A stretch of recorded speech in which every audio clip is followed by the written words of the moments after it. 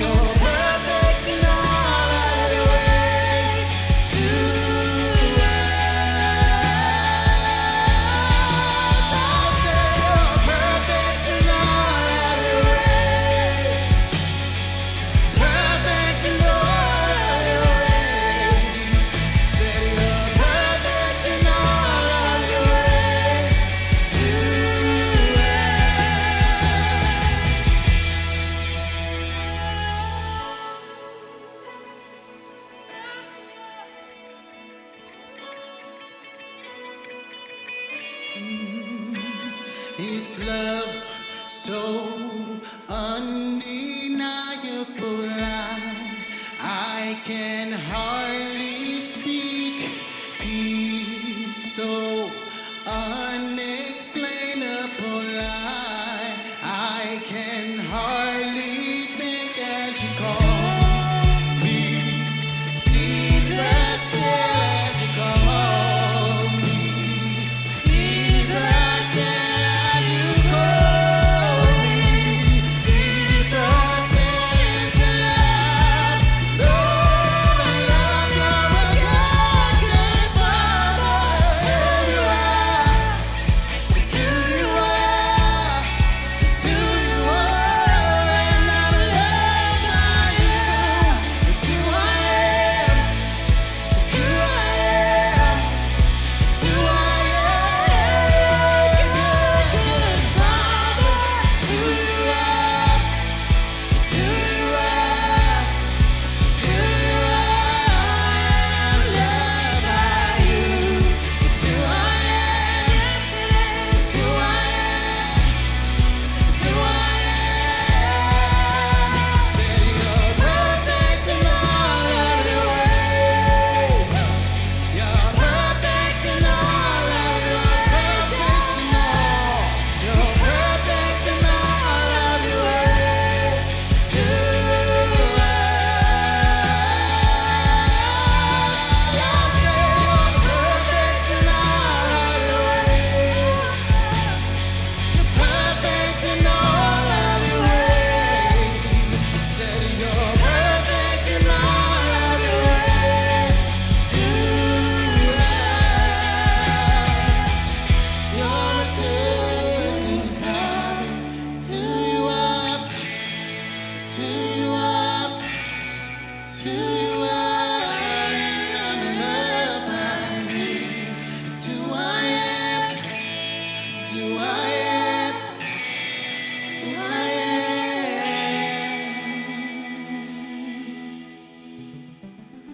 Hey guys, thanks for engaging with us today. Whether you're joining us online or you're perhaps in one of our in-person gatherings, or maybe you're watching this with a community group or some friends or family gathered in your home, or maybe you're watching this on demand somewhere after the fact. However you found your way here to this Ridge Church community, we're so glad that you have, and I think you're going to be glad that you did today.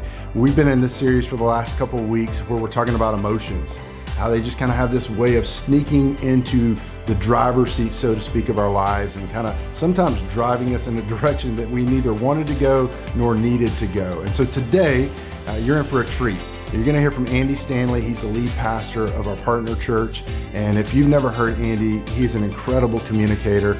And I think today is going to be both helpful and probably extremely challenging as well. So you picked a great time to be here. Again, whether you've been tracking with us for a long time or you're brand new with us, you're going to love today. Also, I want to say this is extremely exciting. We have some really amazing things happening at Ridge. In fact, one of them, some of you are experiencing right in this moment. We added today a second in-person gathering at our Matthews location, which is extremely exciting. And then also, we are hoping to, the week following Easter, add 2 more locations, in-person gatherings in different parts of our city. And I want to tell you a little bit about them, then I want to tell you how you can help. We're going to add in-person worship to all of these. You guys remember when that was a thing, in-person worship? For you guys, some of you, you're like my wife in this. In-person worship, just being able to gather with people and sing songs and worship God, it just fills her up. And for some of you, you'd say, that's it, that's me too. We're gonna add in-person worship back to those gatherings. Also, we're gonna have a version of Wombaland and Upstreet, which are our children's environments. And we would love for you guys to be a part of it, not only to attend it, but some of you have incredible gifts to help us create those. So if you would like to serve with children, or you'd like to serve on production, or perhaps guest services, we would love for you to come and be a part of this. And some of you, you've already been serving with us in the past. Some of you are brand new to this, and we would love to train you to be a part of what God is doing and what God wants to do in our communities through these expressions. So it's up to you guys. We'd love for you to get in, be a part of this. For those of you that are ready to be in person with gatherings, we want you to be a part of that. And we're gonna have these online services that continue as well. And one more thing, Because of your guys' generosity through the Advance Project, we now have the funds to add a safety fence outside at our Matthews location, which means as soon as the weather is nice, we're gonna be able to do outdoor services. So think about this. We're gonna have multiple in-person gatherings available. We're gonna have online services available, and we're gonna be able to gather outdoors. So I am so grateful that we're able to experience so many different ways to have community and to connect with God, connect with other people. And so thank you guys for being a part of it, and I hope you will continue to be a part of it in the days ahead. You guys enjoy Andy. It's gonna be a great day.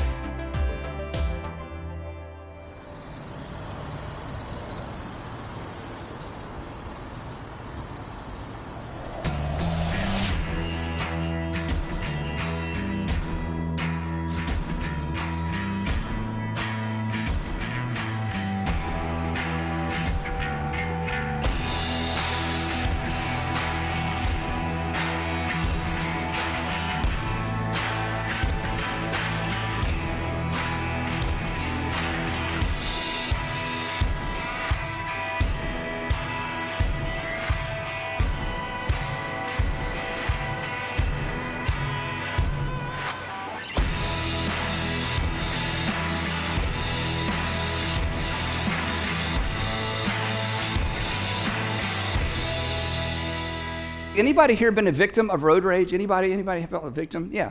Actually, more of you than you know. The reason you didn't raise your hand is you don't know what it is, okay?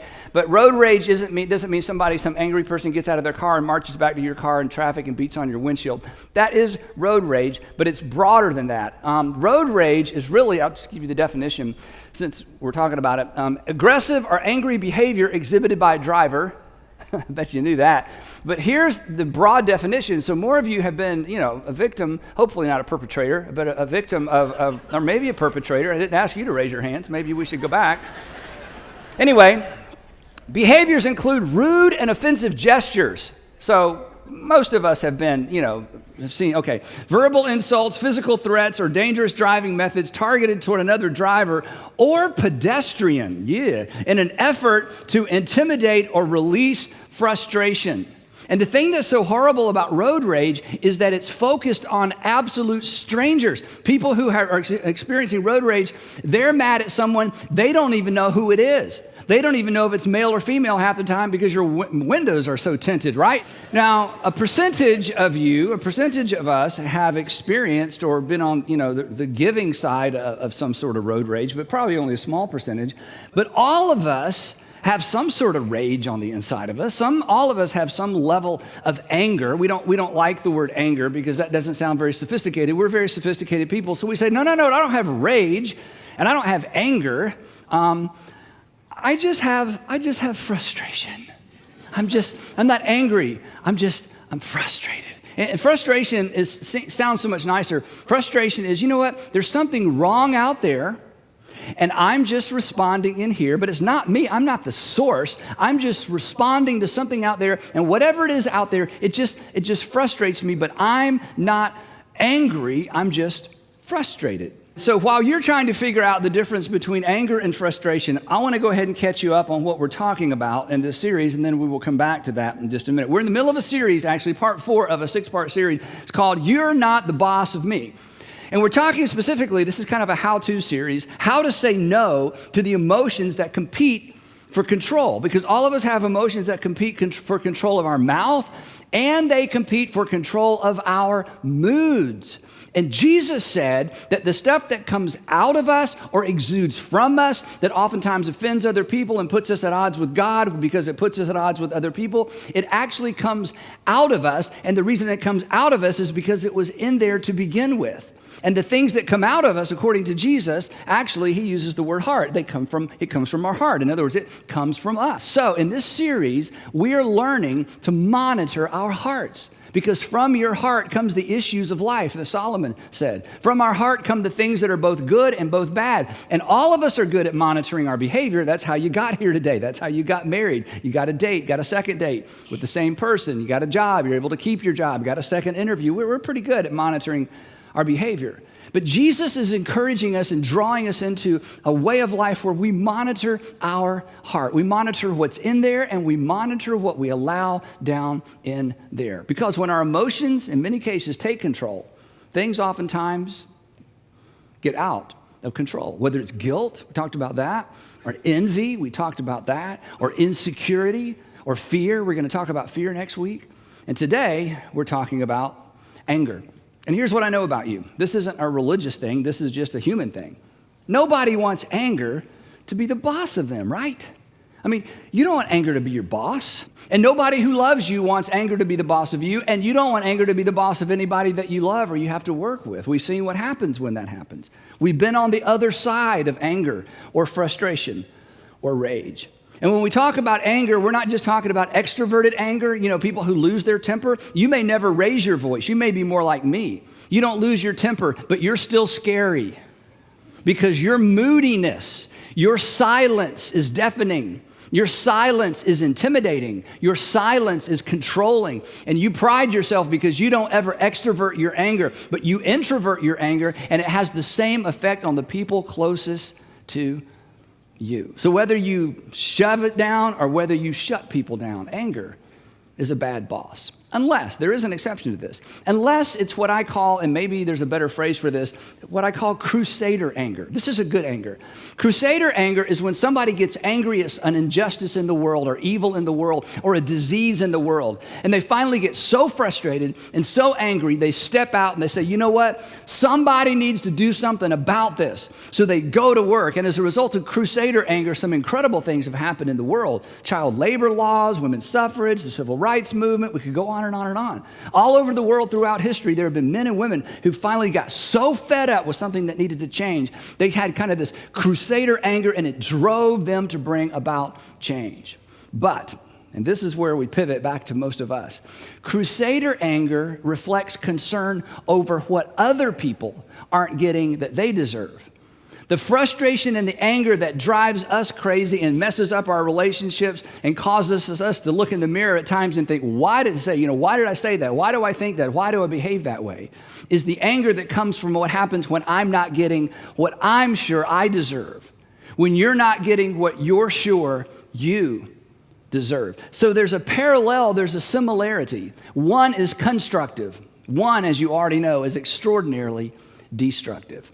Now, James, the brother of Jesus, which is such a fascinating thought anyway, and we won't go into that, but James, the brother of Jesus, who lived in the first century, obviously, emerged after Jesus' resurrection as a leader in the local church. And he writes this letter to Christians, primarily to Jewish Christians, and it is full of wisdom. And in this letter that's called the Book of James that you can find in your New Testament, in this book, James gives us a principle. And of all the principles, the life-changing principles in the world, I think there are two that are just so extraordinary that if people can get their minds and hearts around these two ideas, it changes everything, especially relationally.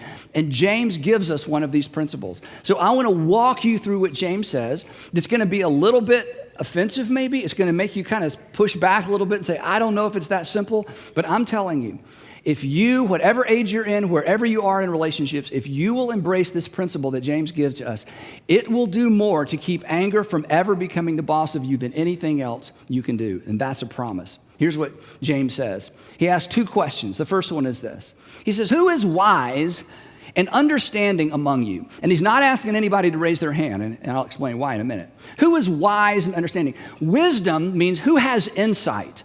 Wise people understand that life is connected. Wise people understand the past impacts the future and the present impacts the future. That what's going on now is going to show up later, that life is connected. So James says, okay, do you think you're wise? Do you think you're insightful? Do you know how to keep things in perspective? He says, if so, I want to challenge you.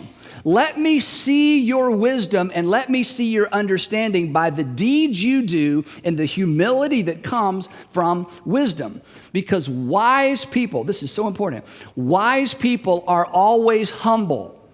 Because arrogance doesn't make any sense. Arrogance is irrational. Arrogance flies in the face of everything we know about how the world works and how people are. He says, so if you're wise, I want to see your wisdom in how you live your life, and it's going to be exported through your humility, because wisdom always leads to humility. Wisdom understands. That's what wisdom is. Wisdom is understanding how the world works, how things are. That's why the wiser you are, the more humble you're going to be, because humility makes more sense. But humility is in fact, humility is so powerful, but humility is not natural. Natural, well, James tells us, he says, here's the opposite of all that. But if you harbor, that is, you allow it to dock, if you allow envy to dock, if you allow selfish ambition to dock, to harbor in your hearts, if you allow things that really fly in the face of reality and fly in the face of the way that the world really works, envy is, it's not fair. Well, life's not fair. I mean, fairness ended in the Garden of Eden. I mean, nothing's been fair since, right? I mean, how many of you can dunk a basketball, Right, exactly. So it's not fair, okay? But we tell our kids that all the time. He said, look, and don't boast. His wording is a little funky here. And don't boast about it or deny the truth. So, if you harbor bitter envy, you kind of keep it on the inside, and selfish ambition, it's all about you, because people who lack wisdom lack humility, and they make the world all about themselves.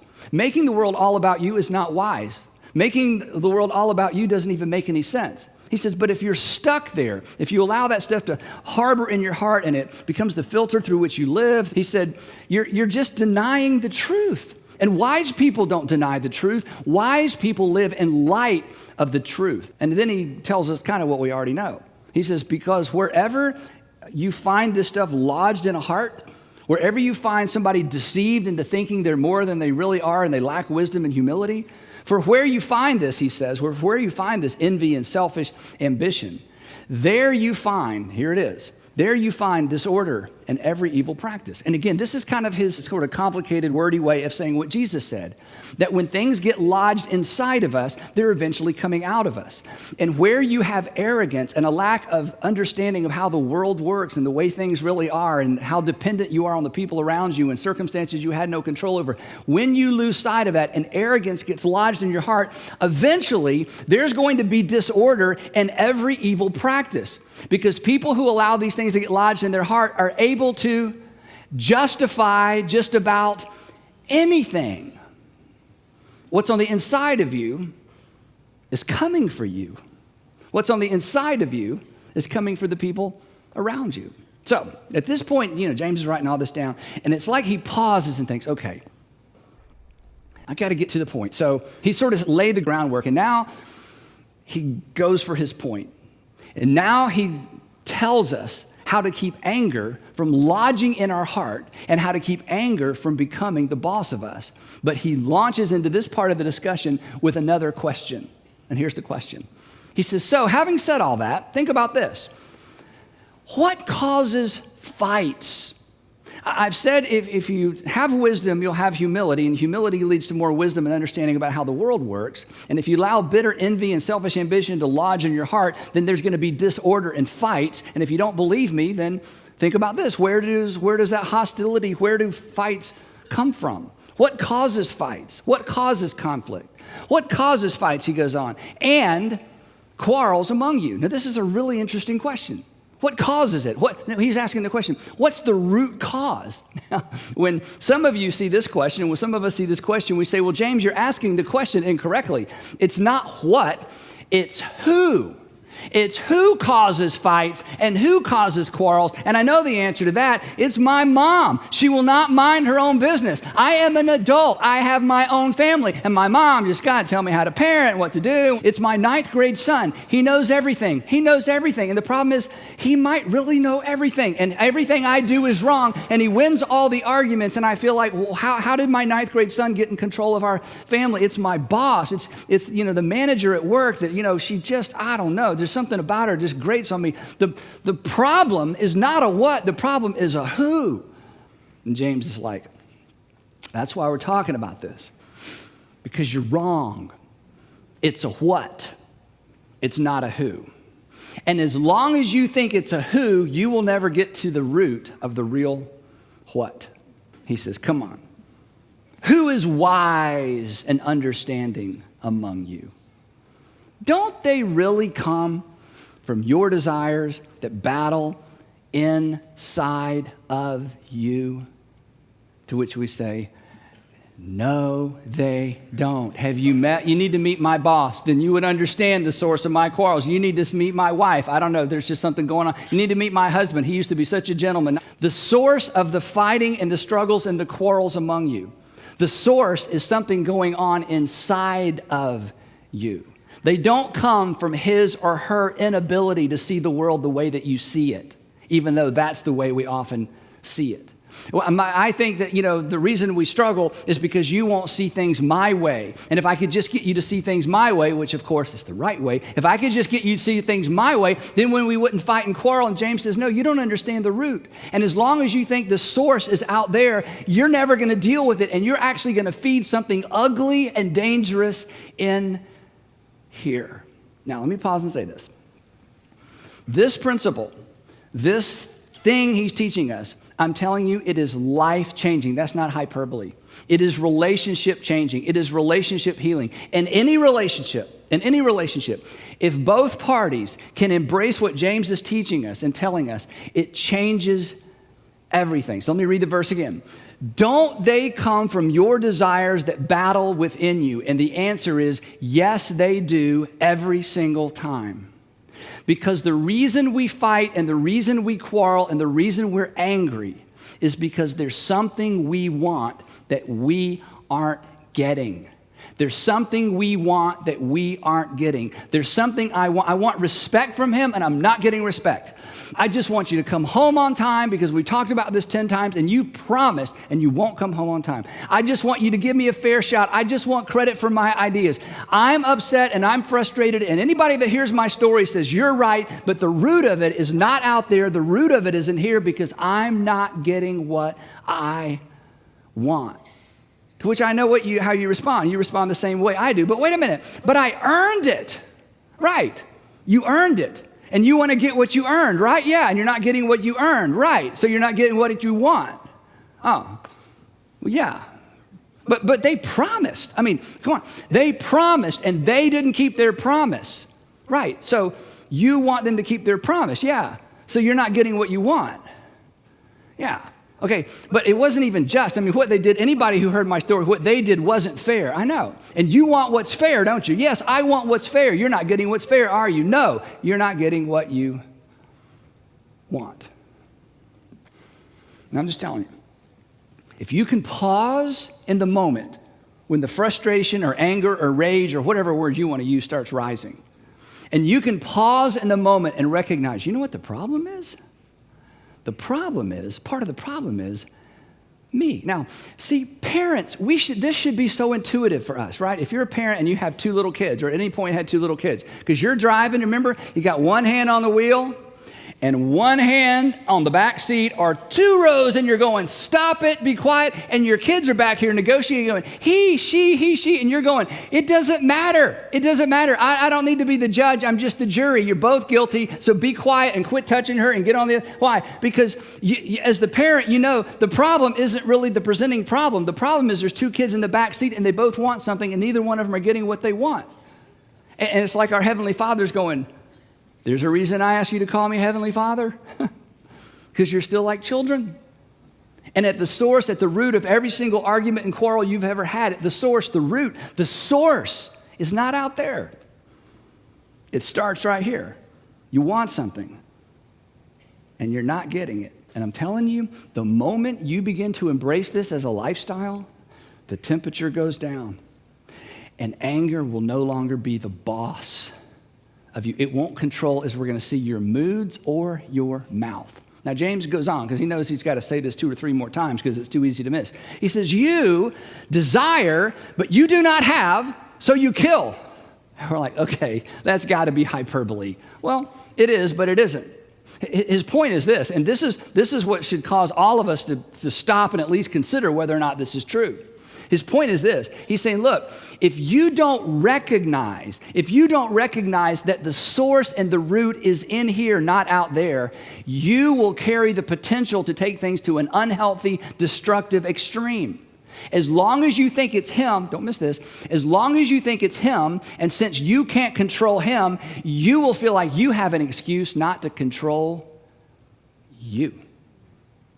As long as I think it's her, and it's 100% her, then since I can't control her, I give up all reasoning when it comes to controlling me because she deserves it, he deserves it, they deserve it, whatever it is. And James says, look, I'm telling you, the very thing that leads to murder, it is inside of you. Because what causes murder? Somebody wants something they can't get any other way, or they want something they can't get and it drives them to murder. Somehow it justifies a response and they blame the other person. And James says, hey, heads up, all of you wise people, all of you people that are wise and have understanding. That's inside of you. That's inside of you. To think for a moment that you don't have it in you to do something unhealthy to another person in order to get what you want, don't deceive yourself. Be humble enough to recognize, oh my goodness, that resides in me. Then he wraps up like this. He says, come on, you're envious and you can't obtain. You want it and you can't get there. You want a break, you're not getting a break. Everybody got theirs, you haven't gotten yours yet. Everybody got in, you didn't get in yet. Everybody drives one, you don't drive one yet. Everybody else's kids, everybody else. He says, you want it and you can't get, so you fight and you quarrel. You can't get from him what you want. You can't get from her what you want. You can't get the approval, the acceptance. I mean, just fill in the blank. We've all got that stuff. But his point is, come on. The source is not out there. The source is in here. We aren't getting our way. We aren't getting what we want. We're like the kids in the back seat. And our Heavenly Father's going, hey, stop it. I don't want to hear that. Hey, no. We're not going to talk about the details until you can get on your side of the car, your side of the van, your side of the vehicle, and think for a minute. Wait a minute. What's causing this? It's not her. See, again, if I shake you up, what comes out is what's in there. And you can't say, well, if you'd stop shaking me, this wouldn't be in here. No. What comes out is what's in there. And what does conflict do? Conflict just shakes us up. And what comes out? Oh my goodness. I just want my way. I want what I deserve. I want what was promised. And of course, just to make sure you don't hear me saying something I'm not, of course there are circumstances that should upset you. And of course being treated unfairly should upset you. And of course not having a promise kept should upset you. But in the middle of the conversation, as it dawns on you, mature, wise people of understanding pause and say, you know what? Part of the problem is, not the whole problem, but part of the problem, my part of the problem, the source of the problem is, I'm not getting what I want. And I'm telling you, when you can own your slice of the argument pie, the temperature comes down and anger and rage and frustration will no longer be the boss of you. So I want to ask you a question. This isn't a James question. This is just a me question. What is your relationship with anger? I know it's an odd question. What is your relationship with anger? Do you let it boss you around?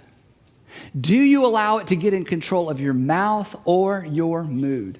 As I said earlier, I'm an introvert, so when I get angry, I go in and my moods are paralyzing. I mean, I've just had to learn, okay, but what is your relationship with anger?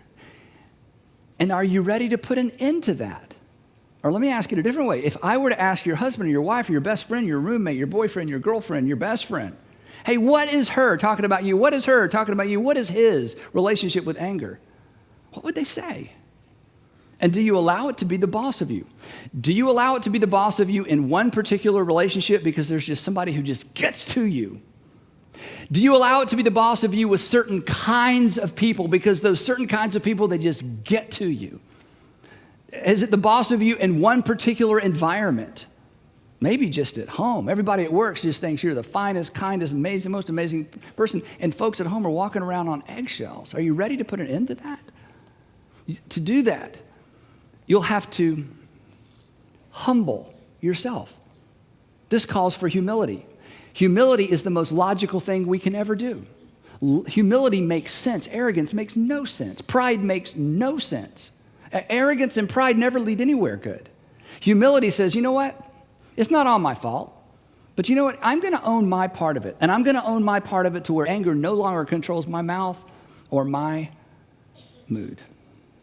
Part of the problem is you're not getting your way. So, and only you know how this works. When you feel it rising up, and before this day is over for some of you, you're going to get to practice this. It just starts rising up. It's traffic. I mean, it's traffic. You starts rising up. You're at a restaurant and, it's just not what you ordered. Or it's something more serious. You get home and he didn't or she did or the kids or, you get to work tomorrow. It's going to start rising up on the inside of you. That's when you say, anger, anger. You're not the boss of me. I'm on to you.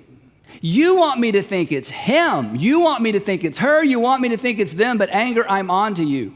It's me. I want something. And I'm not getting it.